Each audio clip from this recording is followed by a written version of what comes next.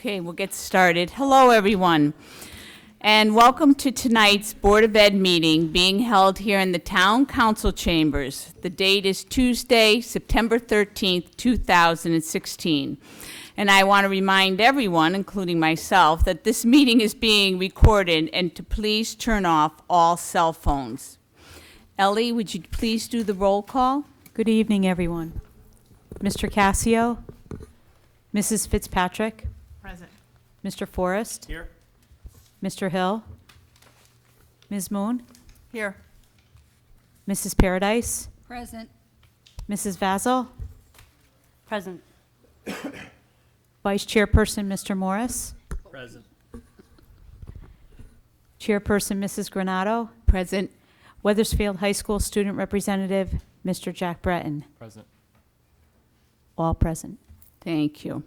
I would like Jack Breton, our high school representative, to lead us in our Pledge of Allegiance. I pledge allegiance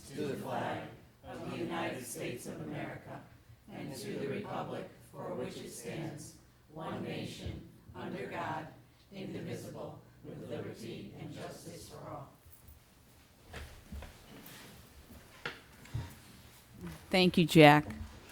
Mr. Emmett, are there any staff or student recognition this evening? Nothing formal, Madam Chair. However, I would certainly like to say hello to all of our administrative team out in the audience this evening. This evening you will hear a presentation on the district's achievement scores from last year's SBAC and SAT. And I think tonight you'll be very pleased with what you hear. So if I could give a shout out and a thank you to our administrative team.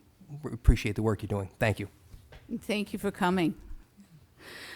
Next on tonight's agenda is the approval of the minutes of the previous regular Board of Ed meeting on August 23rd, 2016. Are there any corrections? So moved. Okay. Second. All in favor? Aye. All opposed? Any abstentions? The minutes are approved. Okay. Is there anyone wishing to make public comment? Please come on up to the podium and state your name and address, and let me remind you that we have a 5-minute limit.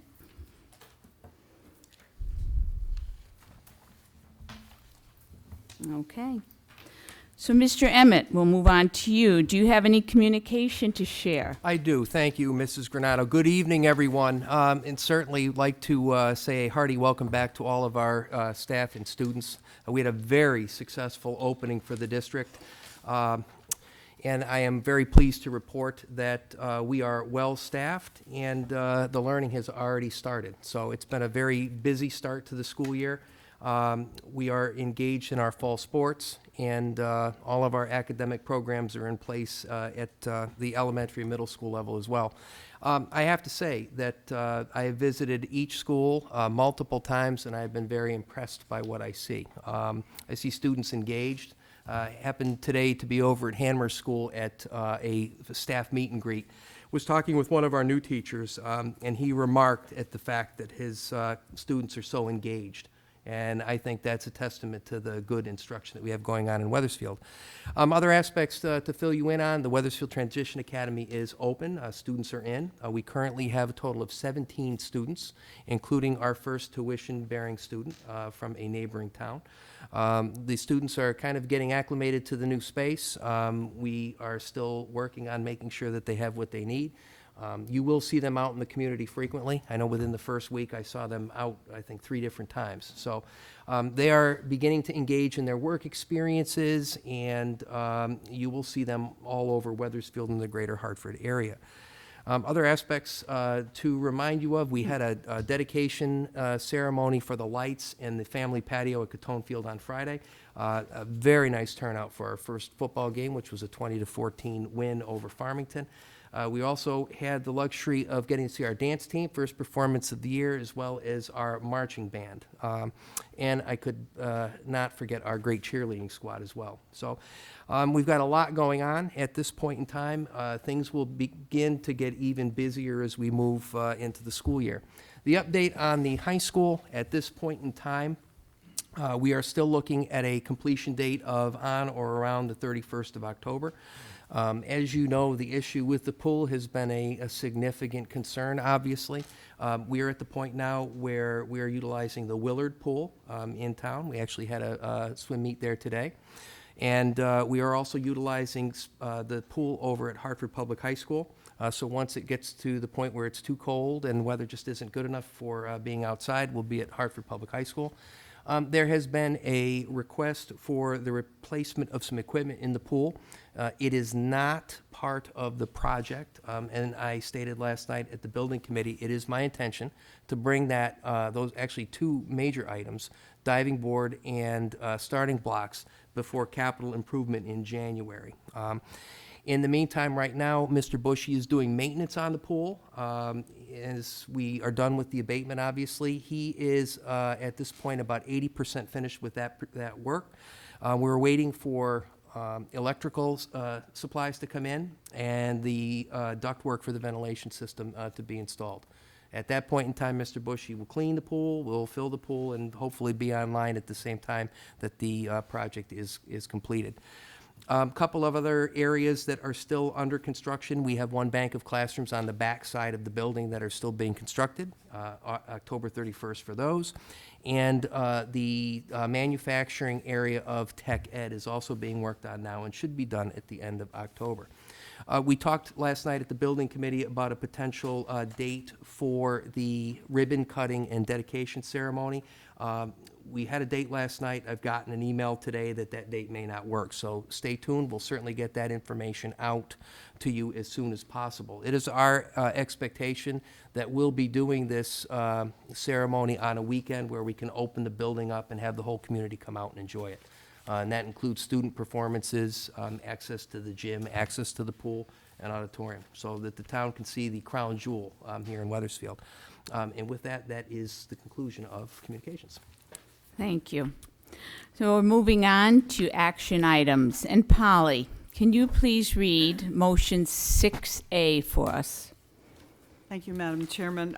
As I believe I mentioned last month, we had several budget transfers that were approved by the Finance Committee, and they fall under the,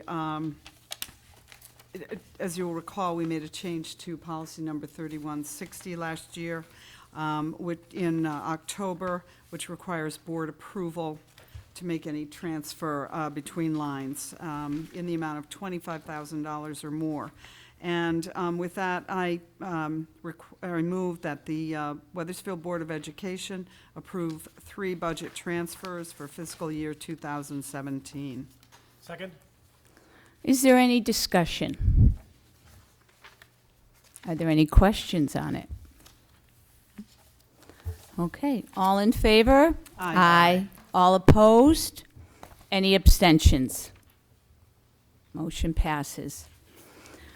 Okay, we're on to reports and discussions, and tonight we have a presentation and overview of the 2015-16 student achievement, the SBAC testing, by Michael Emmett and Sally DeStoli.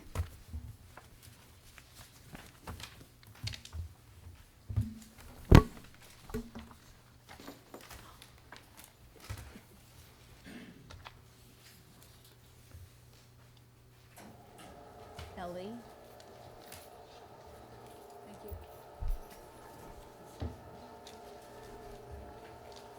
To get through the line. Mancini.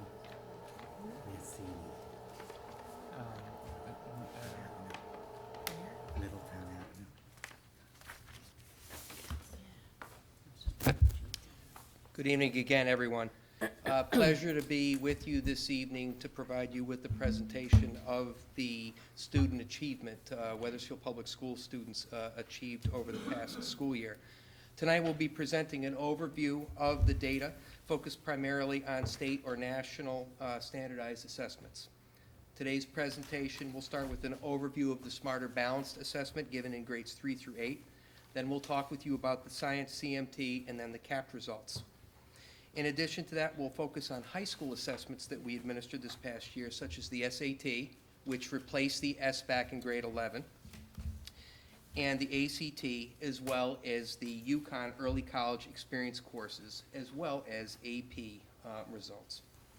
We want to again remind you that when we look at the district's success, we need to look at multiple snapshots. And this board has been very clear in talking about the fact that it is not one test score that makes a district, but it is a multitude of different measures and expectations of our students. Tonight we'll be sharing about 50 different snapshots of student performance. In addition to the standardized scores, we look at a variety of other assessments. We look at student work portfolios. We look at teacher observations. We look at frequent progress monitoring, and we look at individual students. The mission statement of Wethersfield Public Schools includes phrases such as students realizing their full potential, and students will develop and understand ethical, cultural, aesthetic, and intellectual values and respect those of others. Wethersfield believes in educating the whole child. As a result, we want to include some of the following data in our snapshots of the photo album of success, such as arts and music enrollment, athletics. Did you know that we had 386 students currently registered for athletics for fall sports at Wethersfield High School? It's about 40% of the student body. Pretty impressive. Participation and outcomes from extracurricular activities, both at elementary, middle, and high school. You may be aware of the fact that the Keene Foundation partnered with the district and the Park and Rec Department to begin after-school programs for all of our elementary students. Those programs started just this week. Again, I mentioned earlier in communications about the renovation project at Wethersfield High School. In about a month to a month and a half, we will finally see that building come to fruition, where we have a 21st century building and we'll be engaging in 21st century instruction. We also are very engaged in understanding the post-secondary paths for our graduates, whether it be on to college, the military, the working world, or even the Wethersfield Transition Academy. We also want to educate well-rounded students and have them be an integral member of safe, productive, and encouraging school climates. We want to surround our students with competent, empowered staff and community partnerships that make learning authentic. And now, without further ado, let's dig into the data. Good evening. So we're going to start with the Smarter Balanced Assessment results from 2015-16. Approximately 20 students, including Connecticut, took the Smarter Balanced Assessment last spring in grades 3 through 8. Federal and state law requires that all students in grades 3 through 8 and once in high school, are assessed both in mathematics and English language arts. In addition, students must be assessed at the elementary, middle, and high school level in science. So like your blood pressure is only one measure of your personal health, state summative assessments like the SBAC are only one measure of an individual student's achievement. However, state standardized assessment scores can be useful in some of the following ways as identified on this slide. This slide is also a reminder of some ways that state standardized assessment scores should not be used. And they should not be the sole measure of any one student, school, or district's achievement.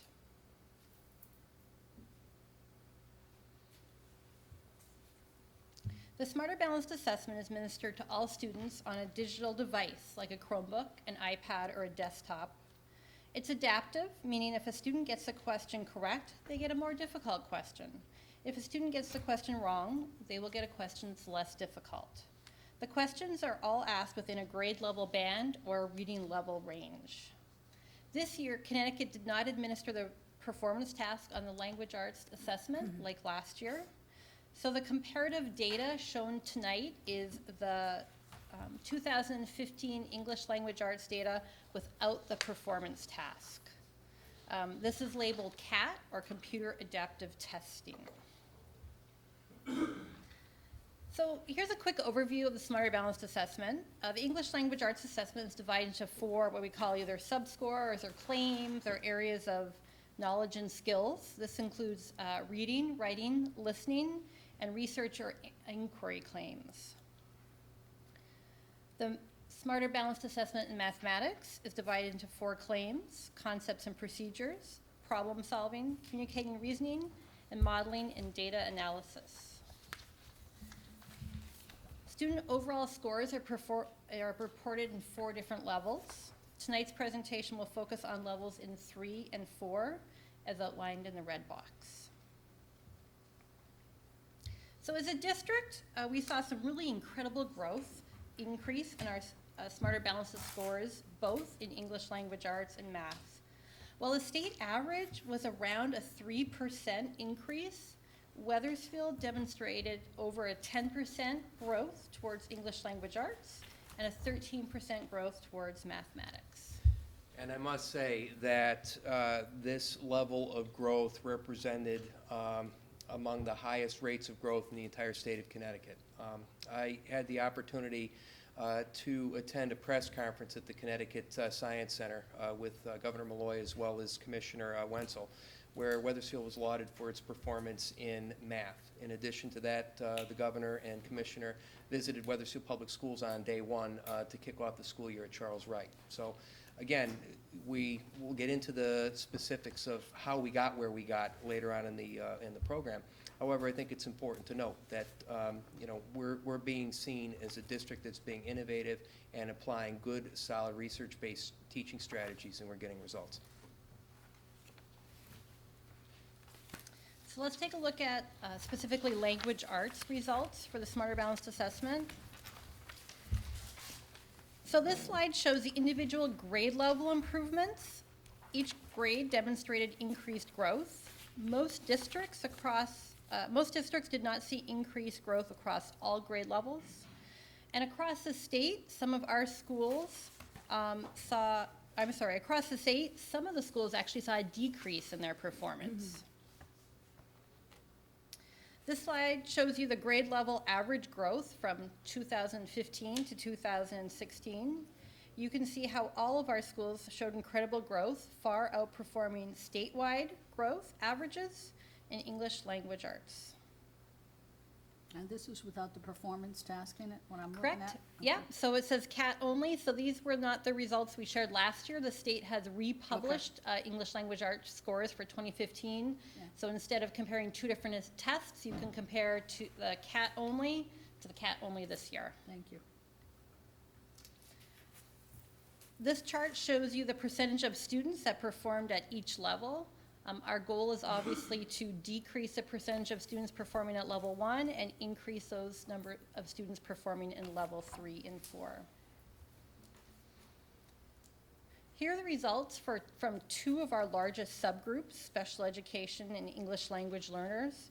This slide shows the total number of students in each subgroup that were tested, at each grade level, and percentage of students who scored at each performance level.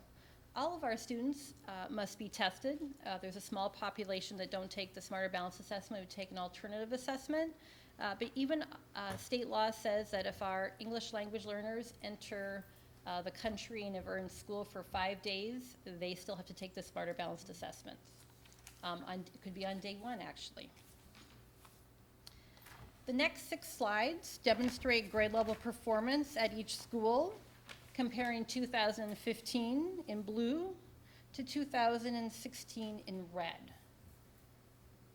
So on the screen you have grade 3, and then I'm just going to slowly flip through grade 4.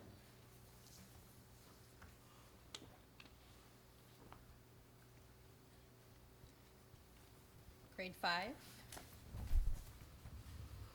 You'll notice our schools are also outperforming the state average. Grade 6.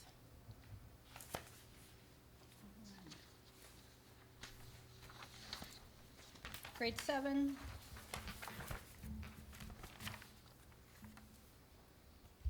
And grade 8.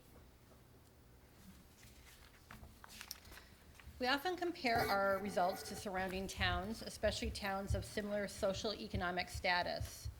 These 24 towns, including Wethersfield, are all found in what we call a DIRG D. So out of those 24 towns, when we take a look at the performance relative to those towns, this chart shows you the rank order for Wethersfield when you rank order these 24 towns in respect to their English Language Arts Smarter Balanced scores. For example, when you sort the third grade scores from the highest to the lowest, Wethersfield ranked number 11 out of those 24 towns listed in the previous slide.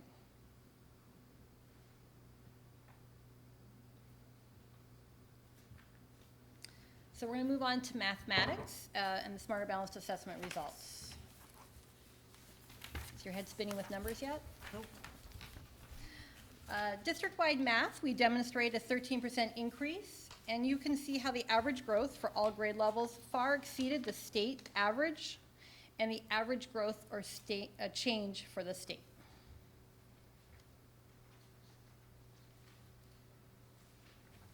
Sally, I just have an observation, if I could. Yep.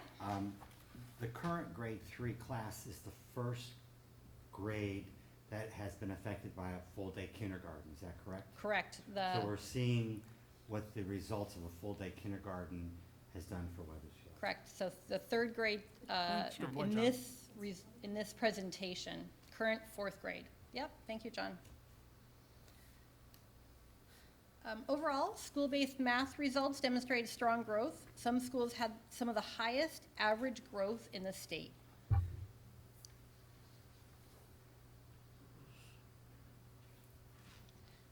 Like we shared in language arts, this chart shows you the percentage of students that performed at each level across each grade.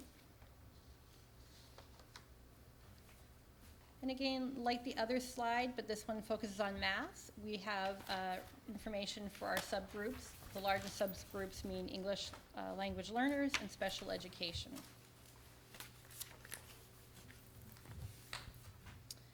The next few slides demonstrate grade level performance at each school in comparison to the state average.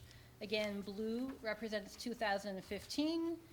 In red is the 2016 results. So we have grade 3, grade 4,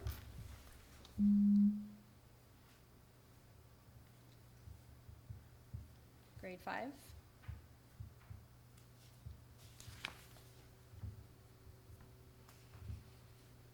grade 6,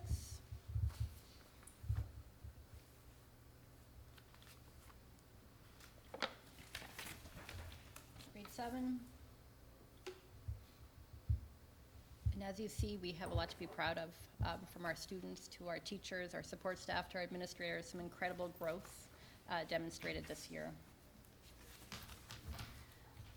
So like before, we took those 24 towns found in Durg D and we rank ordered them.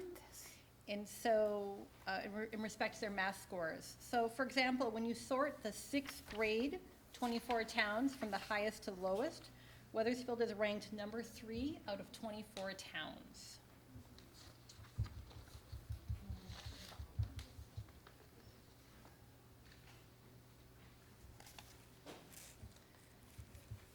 So we're going to move on to the science assessment. The science CMT is administered in grades 5 and 8, and the science CAPT is administered in 10th grade. I'd like to say that we've kind of as a state, we've outgrown this assessment. This assessment is in line with the old science standards. We now have the next generation science standards. The state is expecting an implementation of a new assessment in 2018 to 19. That's an estimated year. So we're kind of in a time where we're being assessed on the old standards, but are trying to move towards new standards. So we're in the middle of that transition. So like in the past, we'll be primarily analyzing the percent of students who reached goal and above, as identified by the red box in this slide. The CAPT and the CMT student scores are scored between level 1 and level 5. This graph displays the percentage of students at or above goal in blue and the percent at or above proficient in red. So 92% of our 5th grade students scored at the proficiency level or greater on the 5th grade science CMT. You can see the 3-year trend for both the state, Wethersfield as a district, and each individual school. All of our schools are outperforming the state average.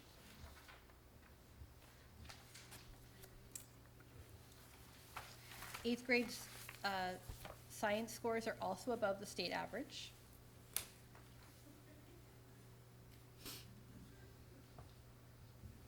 And here's the 3-year trend for 8th grade.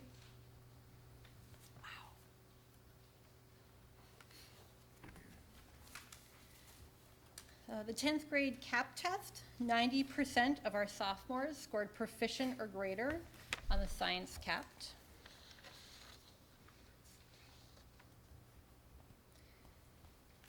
And our high school sophomore class saw an increase in 8.7% on the science CAPT for percentage of students at or above goal.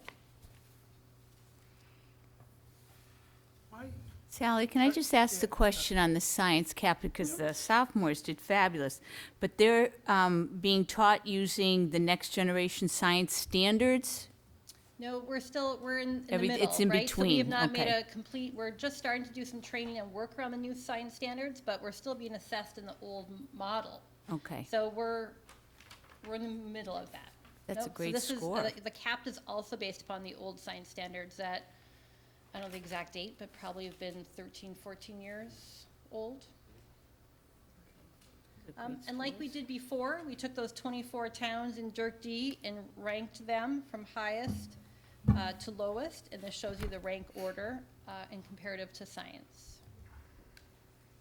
Just a quick clarification on 45 and 46. On 45, you noted that there was 90% at or above, but then in the slide on 46, it looks like it's 57%. Why am I misreading that? Yeah, so there's two different scores that we have presented here. So if you look at the graph, Yep. 57% are above goal, which is in blue, and in red is percent proficiency. But proficient, I- Maybe what's the okay. difference between proficient and goal? then? Proficient is Yep. 3. So if And I guess you- our goal is not that they're proficient? Because that sounds like that would be our So we've shared both. So Proficient is okay. goal and above is Sure, levels above. 4 and 5. Proficient would include level 3 also. Right, so if they're proficient, so Okay. proficiency would be 3, 4, and 5. Percent at goal would be the students in levels 4 and 5. So it's different ways to kind of look at your student achievement. So this may be a nomenclature, it's specifically designed for education, but why isn't the goal that somebody is proficient?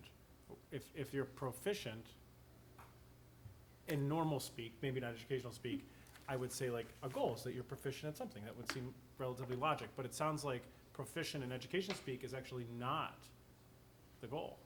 So when the Help me out CMT there. was first developed, proficiency and above was really the target goal.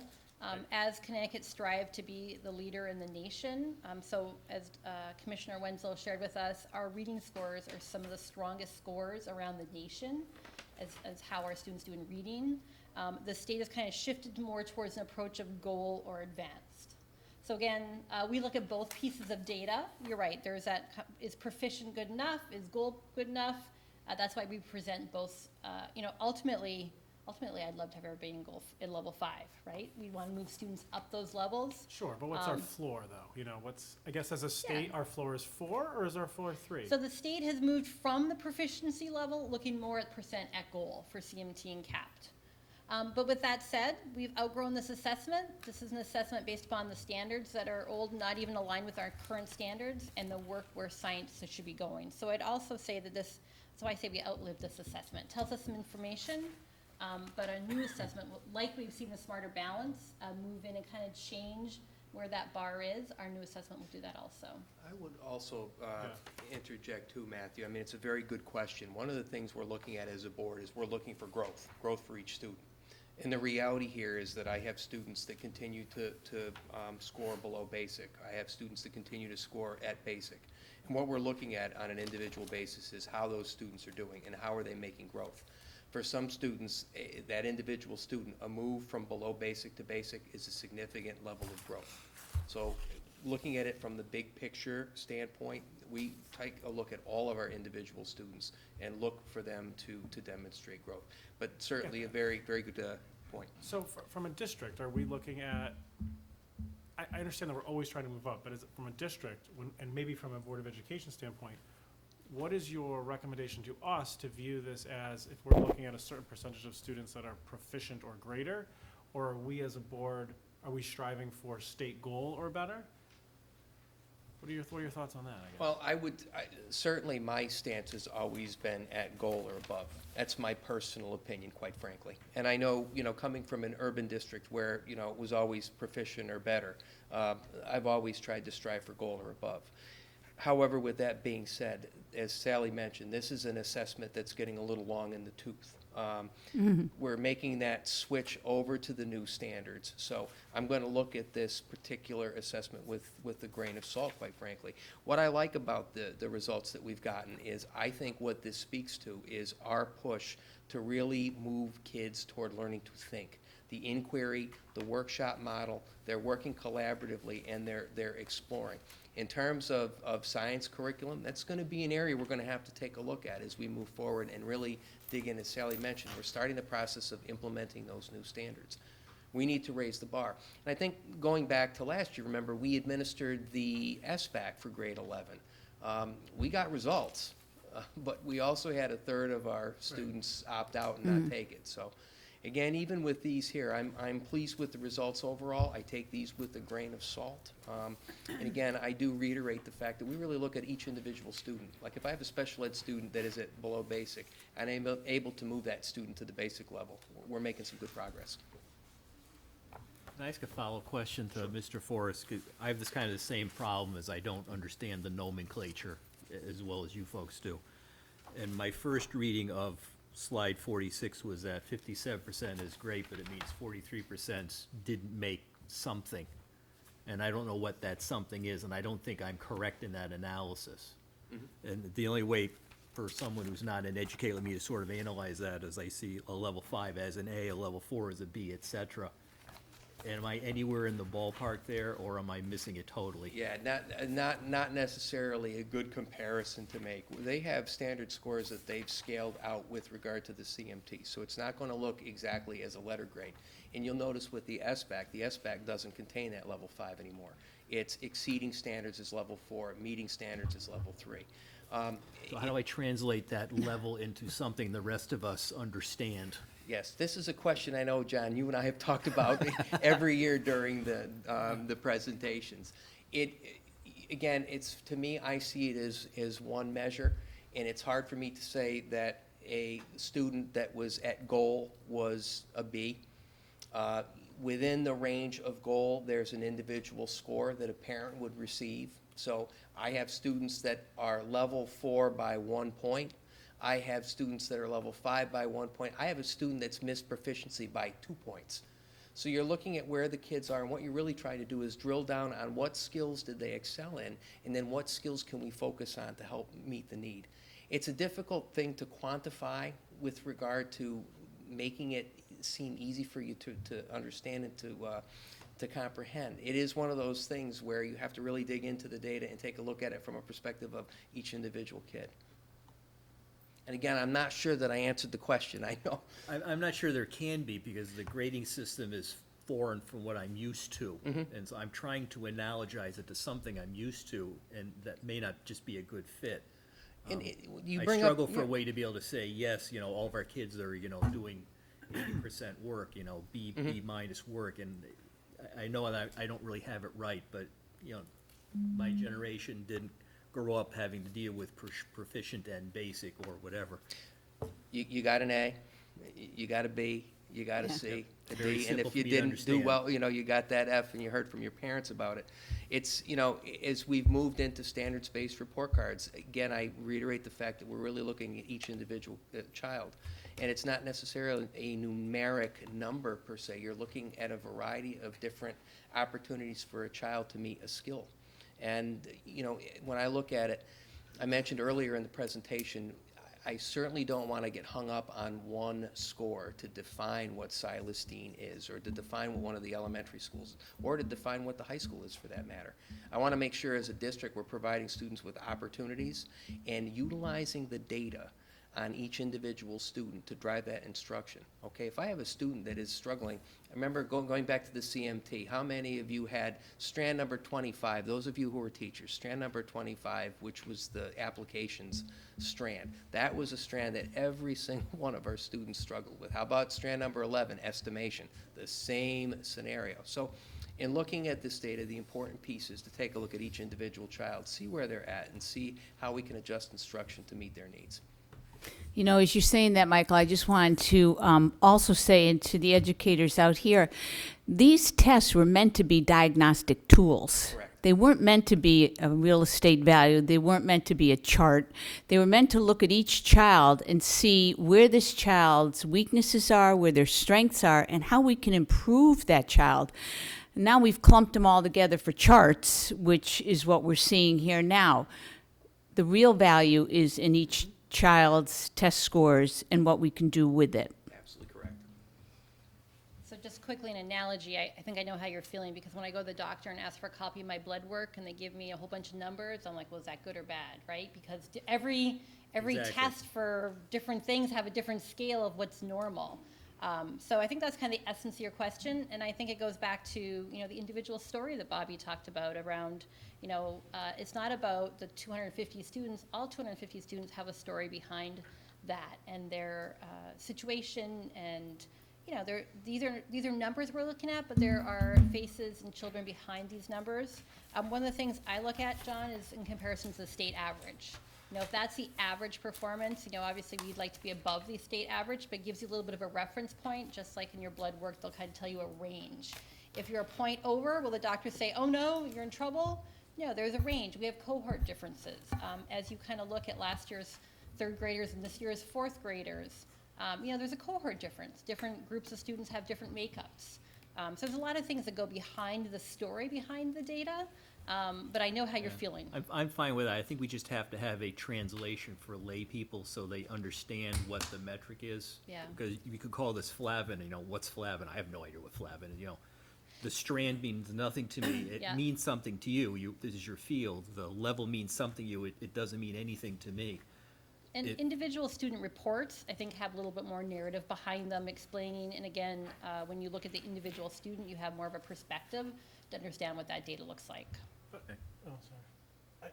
This is a good conversation in this level, but you can't only have it be relative to the student the year before in the same district. You have to have it be relative to the world, because we could be average in Connecticut, but if average in Connecticut or above average in Connecticut doesn't get people jobs or have them be proficient to go out and be citizens of this world and do what they want to do and be productive, then we would be we're on the wrong standard. And one of the reasons for standardized testing is to see how we're doing versus the world, versus the outside. So if we just have it be within ourselves, and we'll get to this on a larger basis, like we see great improvement and there's excellent news from that. But if we see great improvement versus very, very poor scores, then we're still very, very poor. Not maybe money-wise, but from an ability. So I think that there's two ways, and we'll continue to dive down into this, but there seems like there's two ways to look at this. Is we may be improving from where we were before, and there may even be other reasons like who's taking the test. But I think we have a greater question is that good enough for Wethersfield, for our board, for our education system? Are these scores where we think that they need to be for our children?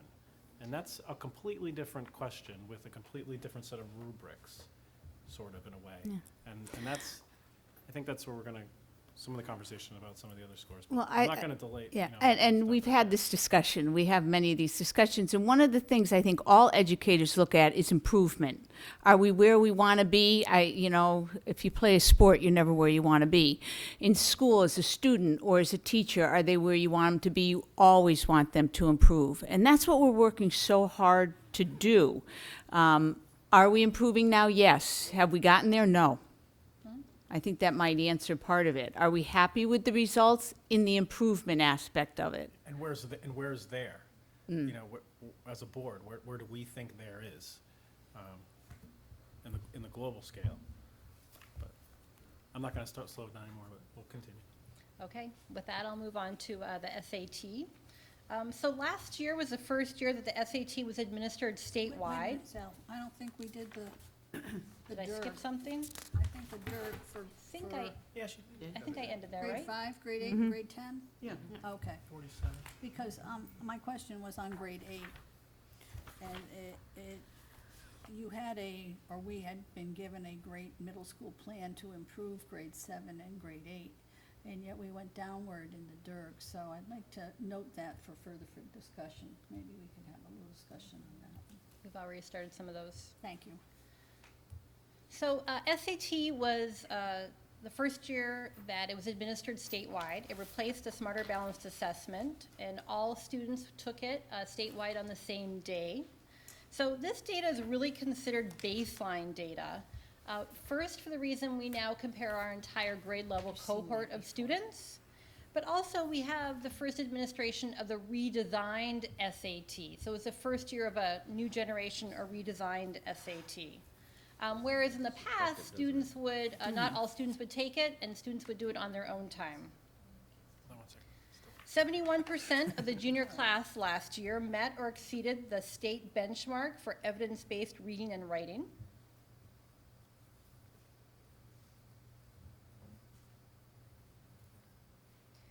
And Wethersfield scored well above the state average in math, with 47% of the junior class meeting or exceeding the state benchmark.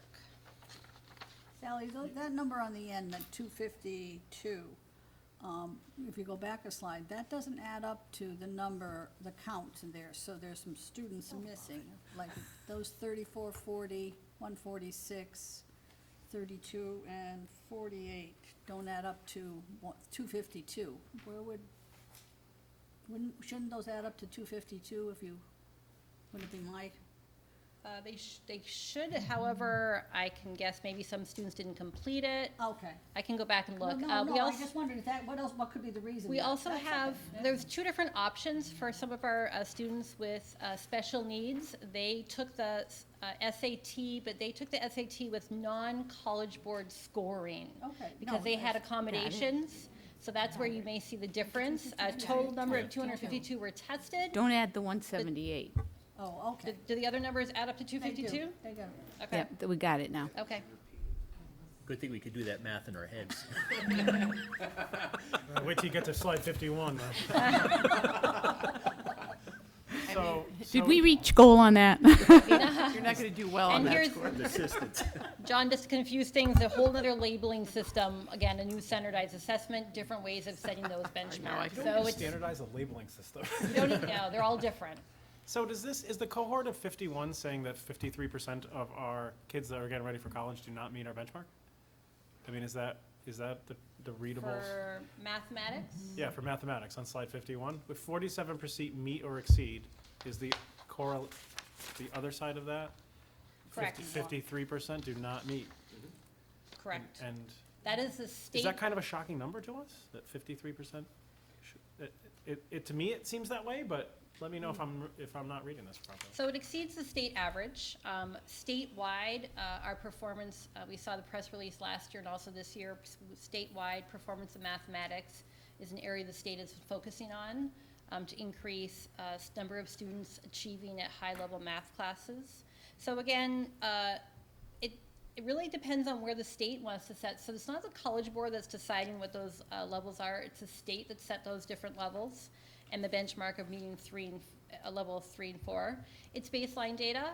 We have work to do. A lot of our surrounding towns also have a lot of work to do because of the high rigor and expectations. It's a college and career readiness assessments. And I put a note that I personally did the DIRG towns with these scores, and I'd like to see that slide or that data, if you could get that, Sally, sometime. Sure, we can share that. Yep. And when you, just We can give that in to you our for Friday. packets, I would just like it. Yeah. So one of the things is, like SBAC data last year, it was a baseline. They announced, so the assessment was administered in the spring. I think they told us in November that 1600, every right? Yeah. student would be taking the assessment. So for the several years up to this, all our curriculum and assessment changes and professional development were all about informing teachers around the Smarter Balanced Assessment. All of a sudden, about 4 or 5 months before, the state, Governor Malloy announced that we were going in a different direction. So I think what's exciting about this year is our departments have SAT action plans. We have an entire day devoted to working with the staff around SAT. What is it assessing? How do we help do test prep in all classes across all academic areas? What does the redesigned test look like for all staff members? We have some staff members that are very well versed, but not everybody. So we have action plans in place. They're looking at the current data for SAT. What can we learn from that? How can we improve those scores? What's the curriculum relationship to that? And really putting that action plan for this year for juniors. So now that we have time to kind of react and plan accordingly and implement some of those plans, it'll be exciting for next year. The 252 cohort, though, just so I understand it, have we backed out the individuals that have learning So disabilities, I guess? yeah, so So there are that's some. not in here, so these are the kids that should be able to succeed. Is that, I mean, well at this, is that how they? I'm gonna how go we back, define before I that? answer that question, I'm gonna go back to the College Board to check, because I'm not sure, because some students don't get a college, score that they can send colleges, but I'm not sure if those are included in our statewide data. I'm not sure how the Connecticut did their data, and I will check on that. Okay, and I think the surrounding towns is a good, Surrounding towns is what we like. Yeah. We've talked about that. like, draw a ring around Wethersfield, I think there's like 9 towns. You've started us on Well, that. so That's what we're typically we competing compare to against, yeah. Dirk D, which are Instead of the Dirk. similar in social economic status, like I we did the other understand, time. but people that are looking for towns don't, because we're not near Old Saybrook. And there's a natural comparison to Rocky, I mean, this is my take on it, but there's a natural comparison to Rocky Hill and Glastonbury and Hartford. So what we can do is we can send you the statewide Excel document that was released by the state See too. who's nervous. Okay. Yep, we'll send that again. Just- Okay, so on to ACT. ACT is another standardized measure used by some colleges and universities. Only 98 students opted to take the ACT this year, which was an increase from 59 students last year. These slides show both the sub-score and the composite score for Wethersfield students. ECE, or We're early, showing too fast. UConn Early College Experience, is an opportunity for students to take a first-year UConn course while at high school. Teachers must meet a strict criteria, and they serve as adjunct UConn faculty. So this slide shows the number of students who took the course and the percentage of students who earned a C or better. You'll see that over the last few years, we've grown the number of ECE courses options available to students, including new Spanish courses and a statistics course. Sal, can you go back one, please? Sure. Is there any reason for the decrease in the number of students taking the ECE? I have we'll trust my math here, minus 15 for the US history, they went down 15, minus 17 for the US history semester 2. The only one that went up 3 was academic writing, and then we went down 20 in writing through literature. Is there a reason that anybody can share why we have less kids taking the ECE So I courses? would, without asking, I would guess it's related to staffing. So we're Oh. not able to meet every student request. We've had some, students that may not, the class is full, and we can't take everybody that's requested the course, in addition to some of the AP courses too. Okay. So No, as that's we good. look at budget and staffing and availability, students are meeting the graduation requirements, but don't always be able to fill their requests. So this column where it says C or better, that is more of a letter grade analysis? Correct. This is a traditional college, yeah. I have to Finally, ask, right? yeah. Yep. Hey, we got to slide 56 to get it, right? Yep. And so if they receive UConn course credit if they have a grade of a 75 or a C or greater. So they all received, if they passed, they would have received high school credit, but they will receive a UConn transcript if they've received a C or better. Also, I do know that I think what you're seeing there in the fall of students is because the U.S. history classes are typically taken by juniors, and 2014 and 15, the juniors were the class that, if I'm correct, graduated last year, or this year, like last summer, June. and that was a large class, so maybe it had Oh, something to do with okay. it.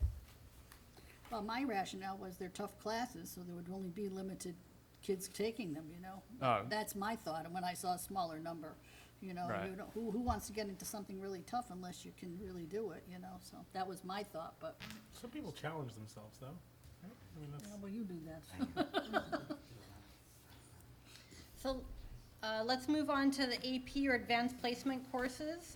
They also follow a curriculum that is equivalent to a first-year college course. So we continually strive to increase enrollment both in AP and ECE courses, encouraging students to take at least one of these courses while in high school. The state actually would like to see it greater than at least one per student. As you can see, even though we offered more options through UConn ECE courses starting in 2013, our participation remains strong in advanced placement. Last year, 206 AP exams were administered. 142 different high school students took the AP exam. 68% of these students scored a 3 or higher on their AP exams. Do we have is there the raw number with there? Because we obviously have a lot more people taking them, but then a lot less percentage passing them. So if we were to look at that overall about the outside standardization, are we seeing that although more people may be taking them, if we have a less percentage rate, that we're not actually graduating people that have this qualification for lack, or standard maybe for lack of a better term? So our belief is that we would like students to take at least one AP or ECE course before they leave high school, because for most of our students in about 3 months period, they'll be taking the exact same course at college. Sure. We believe having that opportunity in a smaller setting where you know your students, where parents still are more actively involved, to help kind of foster that study habit and study that kind of college 101 course. So it is natural as your enrollment increases, the percent scoring a 3 or greater may decrease. Our target really is to increase the opportunity of success for those students. Obviously, we'd like to keep our percentage who score a 3 or greater above, but again, challenging our students to take that challenge. Again, these are the number of students that are taking the College Board's exams that they have to pay for. Some students take the course and choose not to take the exam, depending on what college they're going to, what their career path might be. There's a lot of decisions. We don't require every student to take the AP exam, so some students don't. So this number also reflects a smaller percentage of students that are actually in this course, because there's student choice behind whether they take these exams or not. So we were saying that slide 62 is not the percentage of people that got a 3 or plus that took it. It's that Nope. percentage is It of is. just the total. No, out of the students who took the exams. Okay, so then that whole Yeah. cohort falls off then, Yeah. of the people that didn't take it. Right, but I'm just saying that there is a greater number of students that aren't represented on the graphs. Yep. So, but interestingly, to see if we're actually progressing in, as a percentage, we would probably want to say, okay, as a system, we would want to see what percentage of the people that are taking these exams are passing as a global, either for the entire grade. Because if we're trying to say, okay, well, each class that comes through, we're trying to have more and more people get into these classes and challenge themselves, which is a very laudable goal. And then if we're able to actually teach them up to a proficiency level, or grade 3 or higher, or whatever grade, you know, then we'll see that as, if we're succeeding, we're gonna see that as a percentage of a graduating class that has taken an AP exam and gotten a 3 or higher. And that percentage is the one that we really should be, maybe I shouldn't say that, which I think we really should be concentrating on, because then that's our success, right? We had them challenged, they did it, and they succeeded. So if you remember those Connecticut State Department accountability reports with all those scores for every school, that's the essence of some of those scores in there. Yep, these are the different data points that they calculate looking ahead. So can we get that percentage? You lost me because I thought you were talking about the percentage on this The slide. percentage of a class that takes an AP class, right? That's one of our goals. We want the kids to challenge. Oh, percentage of students taking Because AP. you have to take it from a percentage of the whole. You could have a class Yeah. of 400, and these numbers would be a lot, but you could have a class of 200 that comes through next, and the numbers will be lower. But that doesn't mean that the class did any worse. It just means that you had fewer kids to to pull from the cohort. So you're going to want to look at a graduating class percentage of students that took an AP course or an ECE course over their career, because some of our students take AP in sophomore, junior, or senior year. So you wouldn't Right. want to look at a snapshot as a graduating class. You could look at that. And then the ones that got 3 or better, to see if we're improving year over year, that we're challenging them and that they're being successful. I would think that, am I wrong about that? That seems like where we would go with this. I would like to see the data of who scores 4s and 5s, because a 3, although is considered passing, a lot of schools don't accept 3s. Then that's For even them for kids to be able to take that credit into college, they have to score a 4 or 5. So I'd like to see that data, who scored the 4s and the 5s. And on 63, in 2006, the number of exams taken, I'd like to know how many kids were in those AP classes. For instance, on the next slide, Spanish, only 4 exams were given, but I happen to know that that was a much larger class. So Yep. I And think s- and in we some need to look cases, at why only 4 kids out of a class of 20 or 25 is only taking the exam. Yep. And the other side of that equation, which is very interesting, is if you talk to the teachers, it's important to challenge, but then are they also, could we be pushing too fast that they're misplaced and might even get frustrated? So some of these classes are both AP and ECE. Students may choose to take one or the other. Students may choose to take none. Again, there's a cost associated to it. Because there's a cost associated and it's optional, it's not something that's required. We can definitely get that data. Okay. And so these last 2 slides look at the different courses. Now, some of these courses actually don't run. So Calculus BC, AB, these are some students doing independent study with some support from the teachers. So some of these AP exams are through independent studies that our students take and are not courses that we even offer. But we support their learning through that process. Another example would be mechanics, Physics C, mechanics. Do we have, Mr. do we Emmett? have do we have like kind of goals where you're looking to drive the district as far as some of these basic testing?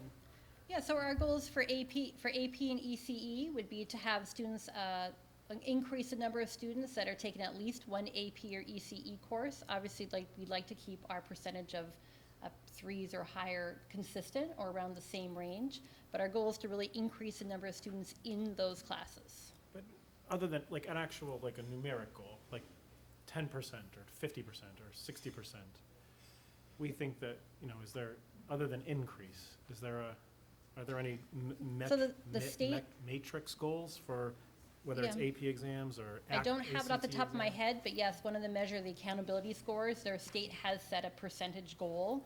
I can't tell you what that is off the top of my head. How about our district? Do we set our own goals? And say, Uh, the state can have a goal, but maybe we right. just think we should be better than that. We haven't set a specific goal, really looking for that improvement over time.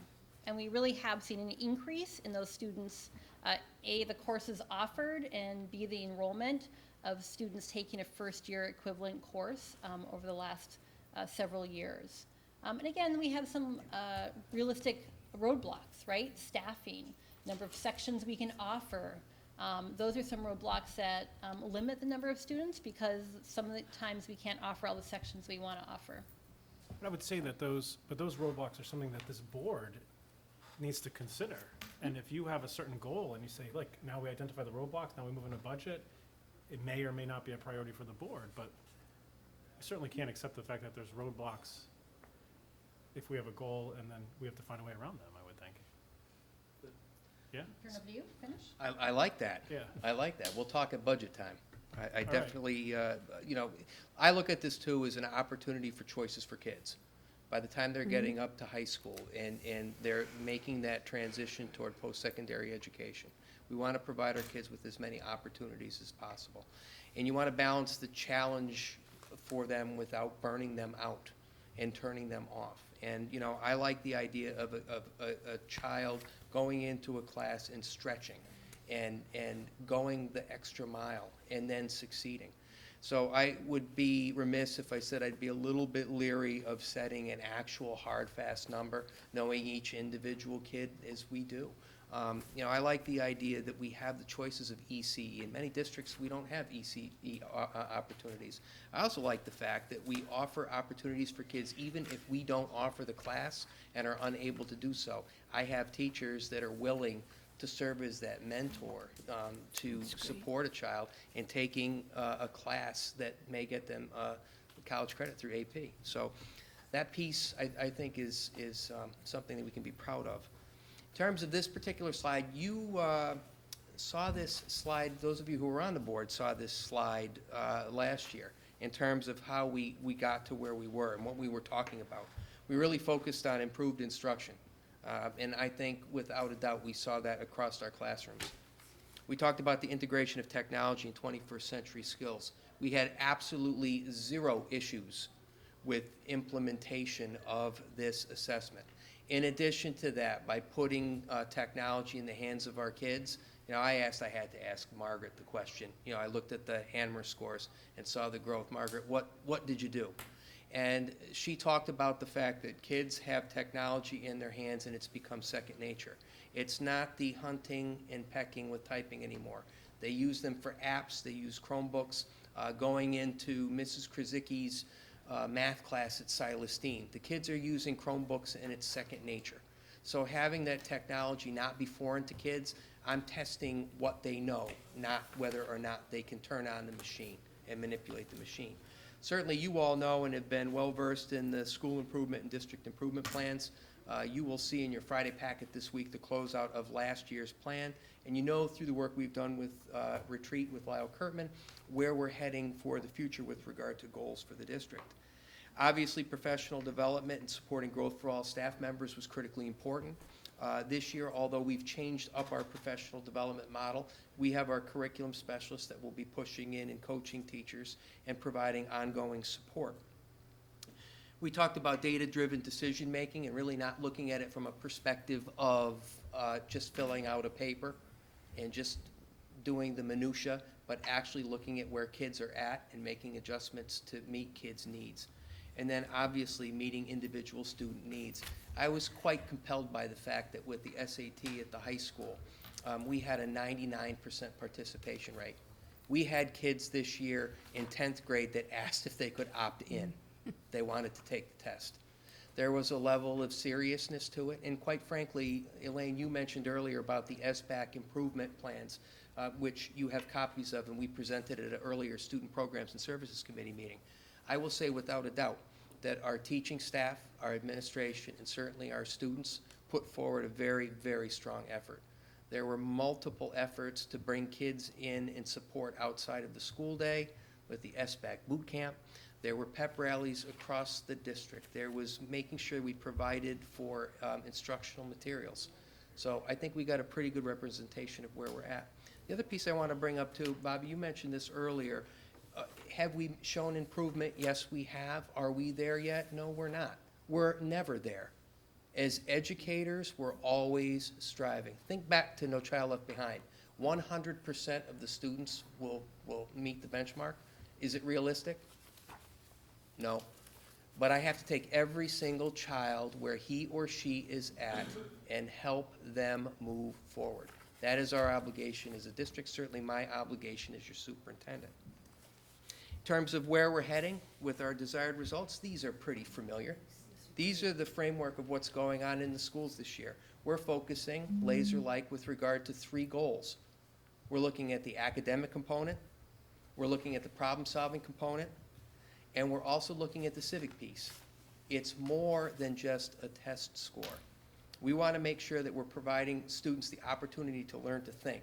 And I have to say, I want to give you a quick story here before I wrap up, but I happened to go to meet and greet at one of our elementary schools where I got to sit in on a kindergarten class, and Miss Keel, the kindergarten teacher, was explaining the rigors of kindergarten, and a young man raised his hand very politely and asked, where are the cots? Wanting to know where the cots are for nap time. So Ms. Keel very eloquently explained that the kindergarten day, there's lots of play, there's a new playscape out in the back, and we have lunch, and we read. And to which point that student said, when I'm tired, I gotta take a nap. So as I'm watching this, I am watching the rest of the class, and I am watching the little problem solver of the group. And as Ms. Keel is explaining the process of kindergarten, we have this young man, he is scoping the room, and he's looking around the room. And after Ms. Keel reiterated that there were in fact no cots in the kindergarten classroom, this young man raised his hand and said, we can sleep over there, where he pointed to the 2 beanbag chairs next to the reading area. So again, there's a problem solver right there. So I'd also be remiss if I didn't say that this is not something that is one individual. This is a team. It's a commitment from our parents to make sure our kids are well prepared. It's a commitment from our teachers to make sure that that instruction is on target. It's a commitment from our administrative team sitting right here tonight to make sure that everybody has what they need. And it's a commitment on our students to take pride in their work and to do the best that they can. So I would say I'm very proud of the results. I think that we've made some great progress. We are not sitting back and resting. It's full steam ahead. But I think we've made some good positive gain at this point in time. Very proud of our staff, proud of our students, proud of our parents. I'm proud of Wethersfield. Thank you. Any Couple questions, more Matthew? quick ones. Oh, sorry, unless someone else. I know I've been talking a lot, so. All of this data, does this data take into effect that are Wethersfield citizens that are not being educated at other schools outside of our district? No, you're talking about magnet school students? It could be, No. it could be, but we have the responsibility to educate, we pay for their education, they're being educated, none of those students. Do we get that data? Can we get that data? I can give you data that demonstrates where magnet schools are performing in comparison to Wethersfield. Happy to do that. But what about our students? Our students, I wouldn't be able to break that down by individual data. I don't get that data. Or can we get it aggregately for Wethersfield students, not that there's an individual? I'd have Or to, can we- I'd can we have look to into check that? and see with Craig and with Hartford if that would be possible. Or I don't, Discovery or whatever. Or how about, does this data include non-Wethersfield citizens that are being educated in our schools? It does. So, actually, if we were to find out what the Board of Education, how Wethersfield citizens are doing, these numbers are not necessarily accurate, because these numbers bring in a cohort that are non-Wethersfield citizens, and they don't include a whole cohort of Wethersfield citizens that are just being educated by our Board of Education, but just in another school. Well, then I'd also have to look at parochial students, and parochial students wouldn't take an SBAC score. They wouldn't have an SBAC score because they wouldn't take it. We could, also, we have homeschooled students, so there. Homeschool would be, you're right, but we are responsible for the education of the homeschool students, right? I would No. guess. There's no requirements that they have to meet as a homeschool student? They have to notify the district that of their intention to homeschool. And- So there's another cohort, and Mhm. then it seems like the data is missing some important Wethersfield citizens, which we have a responsibility to educate, but are not being represented by the data. And I'd like to see if we can't pull that together to get a full understanding of how this board is doing for Wethersfield students. Not the second, but generally. Do you have an idea, to go to Matthew's point, do you have an idea what we would be talking about as far as numbers are concerned in the overall? Number one, the question of non-resident students being educated in Wethersfield. I mean, are there a lot, or are there Well, 10, or are there 2? Probably you'd be looking at open choice students. Open choice Okay, students okay, all registered right. here in Now Wethersfield. because That's I'm what I'm thinking, looking you know, at, in yeah. terms of people who, you know, where people share custody, or, you know, that type of thing. I didn't think of the open choice. But in the case of the, say, magnet schools as an example, do we, what is our percentage of kids that actually go? I'm just trying to get a general idea of, when Matthew talks about the numbers, whether, you know, it's such a large percentage that it would really make that much of a difference, or what? And I'm not saying that that wouldn't I don't know be, the number. that couldn't be useful, but I'm just wondering, Yeah, I'd be happy to look to get yeah, a how number. many magnet school kids we actually have that are in this, that are in this realm. Well, and remember, you have students in magnet schools that are not in a tested area, so like preschool or kindergarten, say at the Discovery Academy. Right. Those kids are not gonna show up here, obviously, because that's not an attested grade. Right, okay. Yeah, I think that's a really good point. I think we just need to, I just would want to be sure, as far as our percentage was concerned, where they were, where we were as far as the numbers were concerned. The initial data that I provided you in the spreadsheets, you had the ability to take a look at Wethersfield versus other magnet schools, like Craig magnet schools. So you could take, say, for example, the Public Safety Academy, what the percent of proficiency meeting benchmark was, and compare that to Wethersfield. But again, with that, as Matthew brings up the point, that Public Safety Academy is going to contain students from all over the greater Hartford area. And to break it down for Wethersfield, I may have a very insignificant number of students actually attending that particular school. Well, the other thing I would think about I would think of too, is that their instruction is completely different from how, which I'm assuming is the reason why people would move from one school to another. So their instruction, as you say, curriculum, would make a big difference. Then we could delve into it more and, see, and I'm not saying that we would, but if you keep this, if we look at really doing statistics, it's then, well, okay, the Wethersfield Magnet School kids are performing at such and such a rate, and this is what their percentages are. Well, how is that different from ours? Is that saying that the curriculum there or the instruction is of a different quality?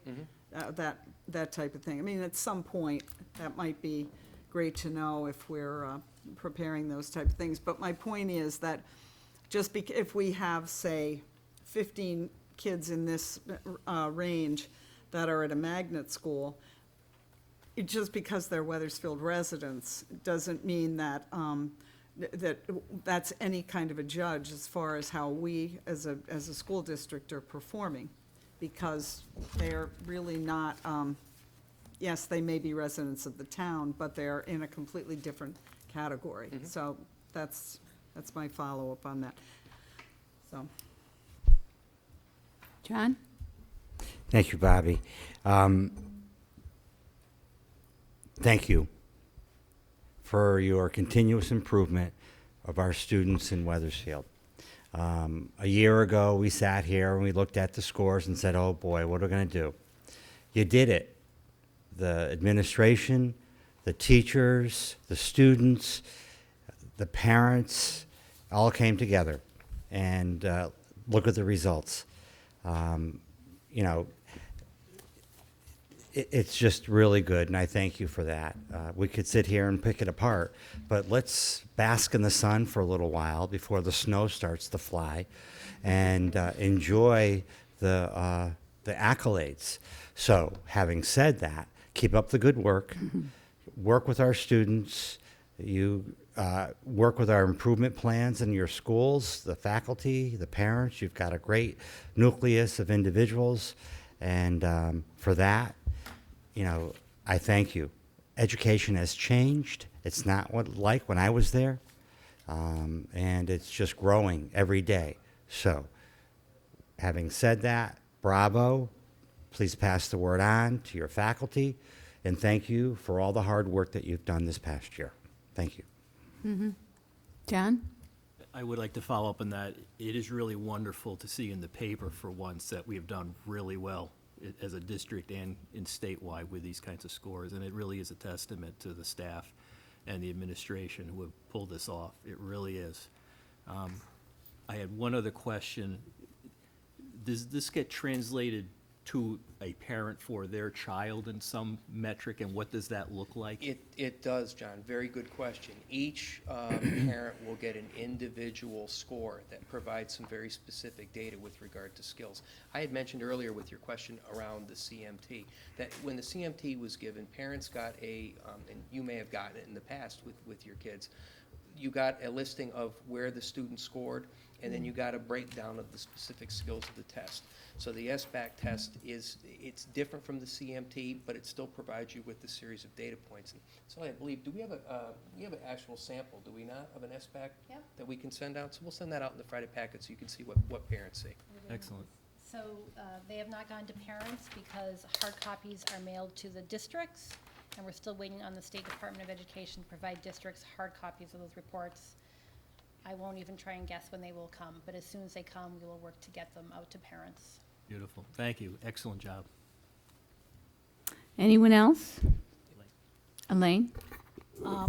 I sat in those seats for many board meetings, and I would hear constantly, we're 23 in the DERG of 24, with Windsor being only the town below us. And I must say that I am so thrilled with the scores that we have now. I know each and every one of you practically personally, and I know your teachers personally, and they put in a tremendous amount of work and effort and love to get these kids to these scores, and we are very proud of them, and I would like you to share that at your next faculty meeting, that this board is very proud of the effort and where we stand, and to read those positive things in the papers. I got goosebumps. I mean, you know, because I've been sitting in that seat for many years out there, and then deciding to run here, and student achievement is a goal of any board. You can walk into any board, Rocky Hill, Glastonbury, wherever. Our job is to get students to achieve, to be lifelong learners, and maybe college ready, maybe trade ready, and you guys turned it around. And I only can credit you as a great administrators, because I know most of you, and your support of your staffs, the way you handle them, just turned it around, and I want to thank you. Anyone else? Kevin? Thank you. I'd like to echo the comments of the other board members saying thank you and what a terrific job. It's a wonderful thing to see. But specifically looking at the results for the elementary schools, and I apologize if this has been covered already, do we analyze kind of per school kind of best practices? I mean, you look at a school like Hanmer, had terrific results both in ELA and math. I mean, do we try to go in there in PD and just try to pull out, you know, what did you guys do that this school maybe did not?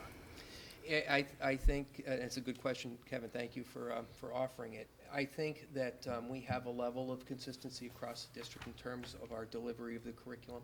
And I think in certain cases, like with Hanmer, for example, what I see at Hanmer is I have seen a shift to where the focus is on the student. Okay, I'll give you the perfect example. Today we went over and had a meet and greet with the Hanmer staff, and I got there at dismissal time, and typically you would see at dismissal time chaos and kids running everywhere. I saw students leaving classrooms. I saw teachers nowhere to be found. Who was there? Safety patrol. You had 6th grade students taking the younger students to a designated spot in the hall. It was Hanmer silent hallways. They had a problem, and their problem was that they thought it was too loud, and the kids said that being in the hallway at dismissal time gives me a headache. The kids solved the problem, and we're seeing that more and more across our schools, and we're seeing students taking a greater responsibility, and you all saw it at student programs and services, where, you know, the teacher could tell you what's going on, the administrator could give you some great data. Hey, the bang for the buck was when the kids came in and talked about their writing. They talked about a rough draft. They talked about how they refined it. They talked about, you know, where they were going to go with it. That's what I see as the growth here. And, you know, again, you look at some areas, like we had some schools that were kind of flat or showed a slight decrease. I looked at those scores compared to last year, and those scores were the highest.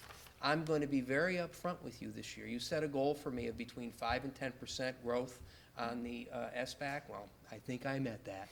But beyond that, we have to understand, and Bobby, you said it perfectly, we're talking about improvement. We're talking growth over time. The results that we got were stunning. And even for the commissioner at the press conference to talk about that. I mean, there were 3 other districts that were lauded at that particular press conference. All 3 of those districts were alliance districts, which received additional funding that we did not. And we were almost twice the rate of growth in math as those other 3 districts. And in 2 cases, we were beyond twice the growth. So realistically speaking, I'm looking for that slow and steady growth. We have closed the gap on many surrounding districts. That's one of the reasons why we provide the DIRG data. Is DIRG data the end-all, be-all?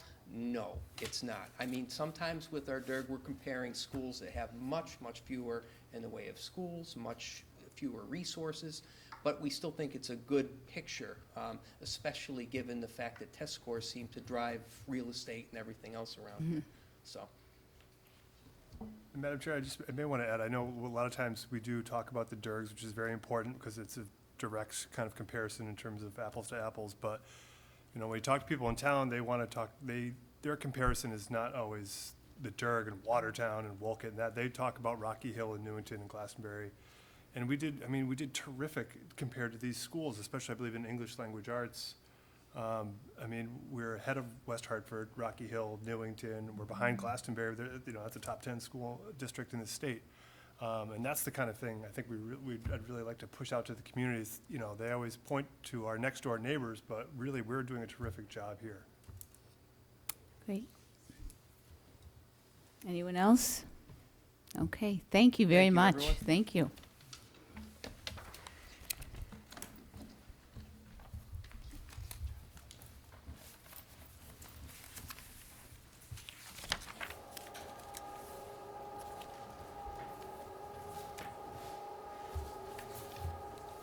Get to talk again.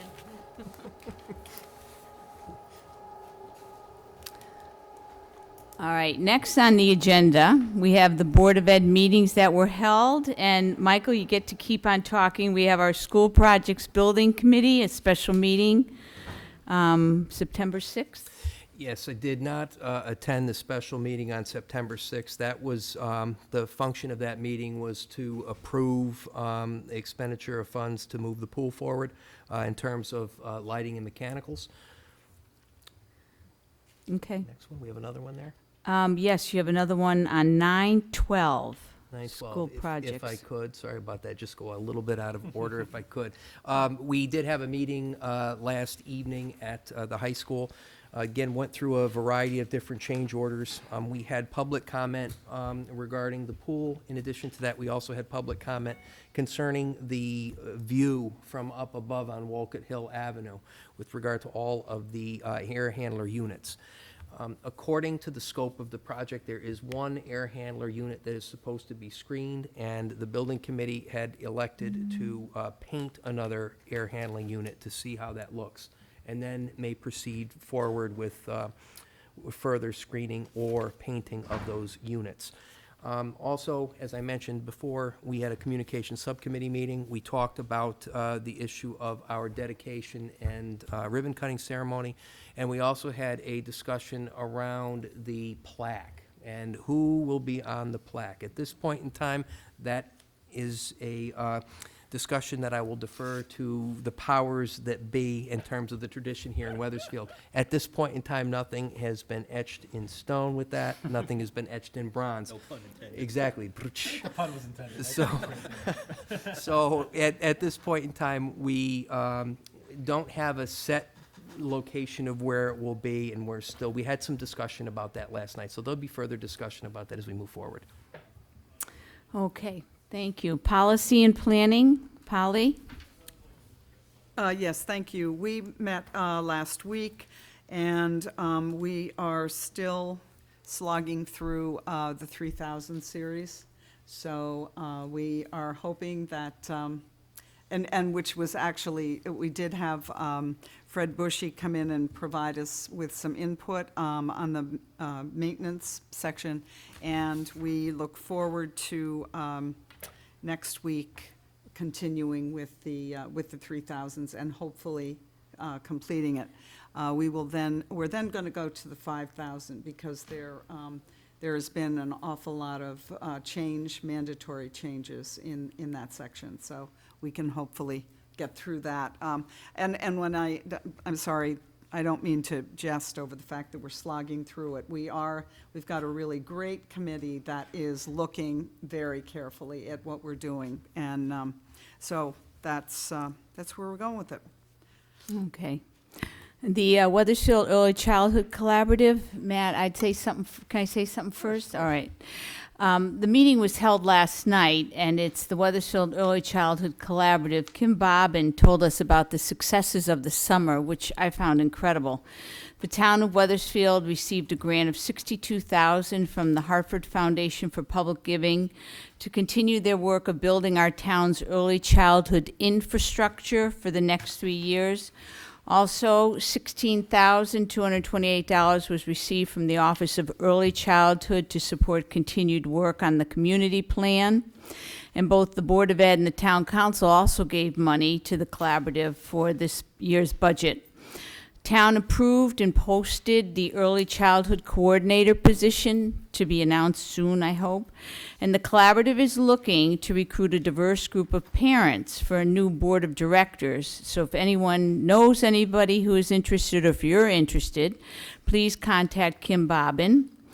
And the meeting continued with the talk of setting up a website for easy access to information and events from WEC. And the big event, the annual meeting, will be Saturday, October 24th at 5:30 at the Pitkin Center.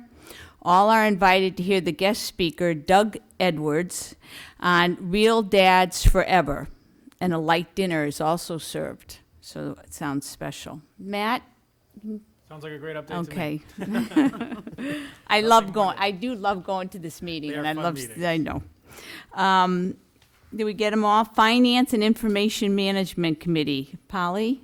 Yes, we met prior to the board meeting, and we did go through the budget, the status up through last Friday, and we do have some changes in this.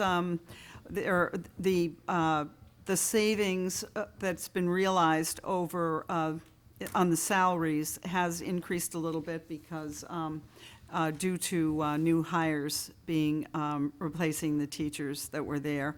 And we will have, as was previously reported, we will have some savings in the area of the Transition Academy, because we do have one placement from outside the district, and then, but we do have an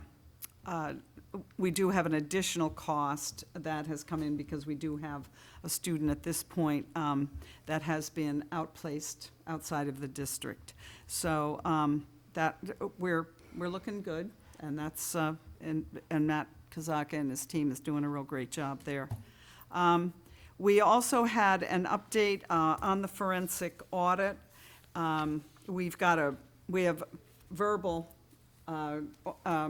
report on it. We expect their report within the next week or so.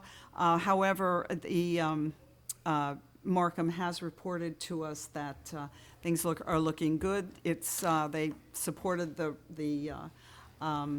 Blum-Shapiro report, the audit that was previously done, and they haven't found any areas where there's been fraud committed.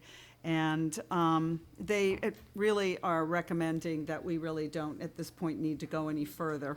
That we've got good information, and the individual FMLA issues have been resolved, and there were no additional ones. The other thing that we did discuss was the legal services RFP, and we will be bringing that before the board next board meeting with a recommendation. So that's about it. Thank you. Okay. Yes, ma'am. Polly, Thank you. when you said there's a savings due to the hiring of lower step first-year teachers, or 722, is there a number attached to that at all yet, or? The savings last month, I think, was around 184,000. Am I right on that? For that particular? And, but at this particular point, the number as of this month is 236,000. Thank you. Any other questions? Thank you, Polly. Meeting scheduled. We have Student Program and Services Committee on September 20th at 6:30. CREC Council on September 21st at 11:30 a.m. Policy and Planning Committee on 9/21 at 5:30, and School Projects Building Committee at 9/26 at 6:30. Is there any unfinished business? At Hi, our Jan. last meeting, I requested, or I should say, Diane did, what the cap is for each of our schools, total students. Not sure if we got that. The cap or the class How many, sizes? No, how many students per building? What's our cap? The max. Oh, the max that max we can number? have. Okay, let me check on that. I'll be happy to send that. Thank you. Anyone else for unfinished business? Okay. Is there anyone wishing to make public comment? Please state your name and address, and may I remind you, you have 5 minutes.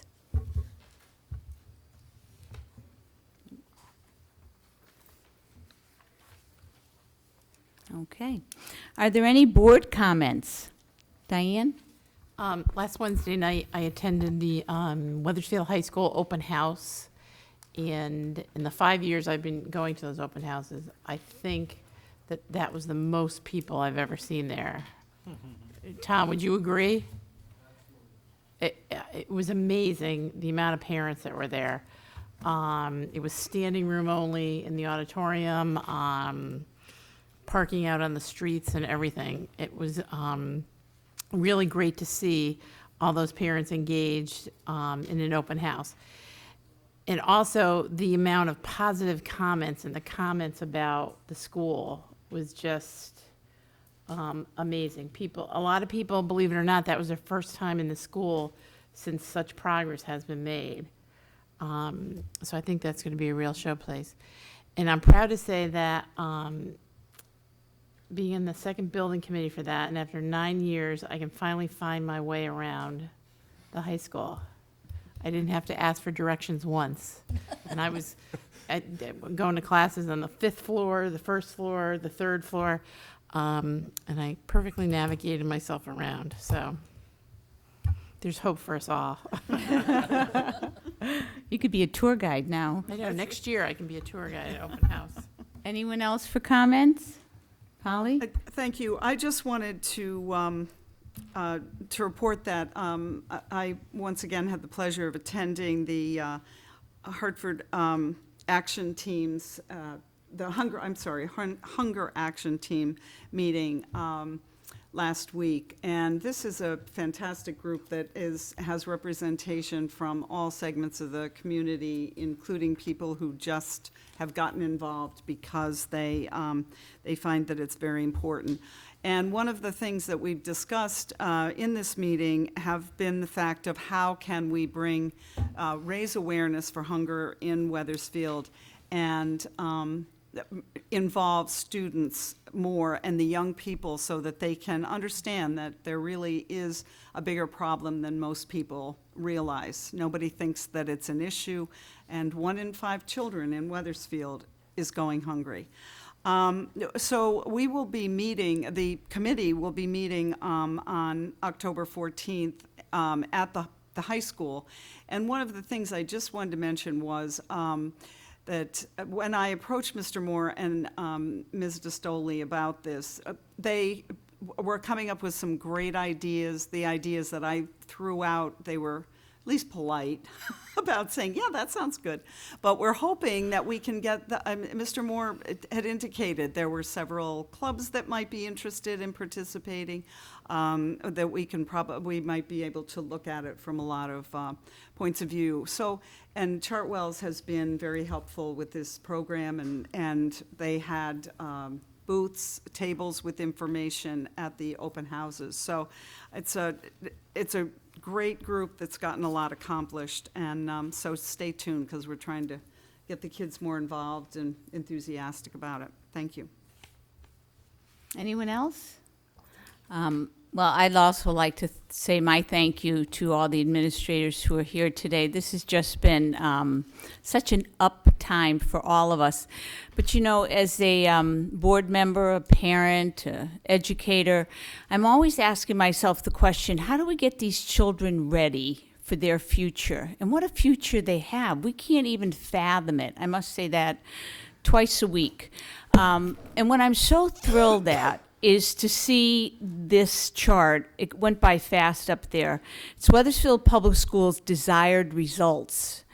And this has come up, and the board and the administration will be working on it at a retreat. And the academics, that the students will learn and apply skills and knowledge to demonstrate growth and understanding, of course we want that. That's so important, and that's what these tests always show us, and we're improving. Problem solving. You know, this is what these businesses, this is what entrepreneurs are looking for. Students will apply 21st century skills to become effective problem solvers.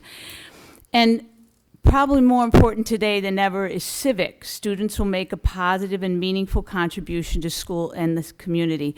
I'm so proud that this is what we're doing. I can't tell you.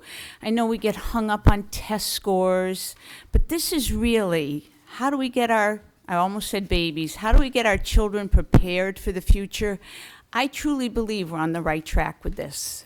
And so let's wish us all good luck on this new route we're taking.